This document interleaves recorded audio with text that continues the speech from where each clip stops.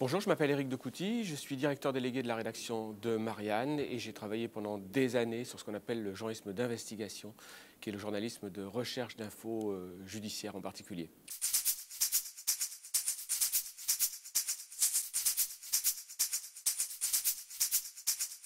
Oui, parce que l'information a un coût. Alors on pense évidemment à Charlie Hebdo, à ce que les journalistes ont payé, à ce que les journalistes payent sur les territoires de guerre, le prix du sang, qui est le prix le plus exorbitant évidemment. Et en même temps, l'information, c'est un coût, c'est un investissement. Et que penser que l'information est quelque chose qui est gratuit, même au sens financier, c'est évidemment un leurre. Donc c'est l'investissement du journalisme, c'est l'investissement de tous les instants. Je veux dire que c'est presque un sacerdoce parfois l'information. Dans tous les cas, il faut penser que l'information est quelque chose qui est une quête permanente et donc ça a un coût évidemment.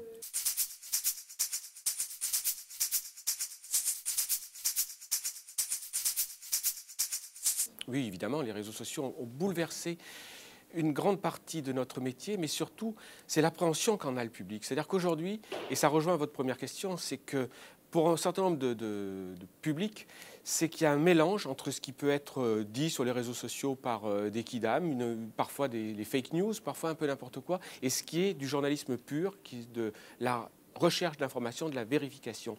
Donc ça nous appelle, ça nous amène à avoir encore plus d'exigences, plus de vérification, plus de travail pour évidemment faire la distinction entre ce qui est de l'information et ce qui peut être de la non-information et du commentaire, et quelque chose qui est, encore une fois, sans parler de la fake news, une différence entre l'information et ce qui n'en est pas, pour faire simple.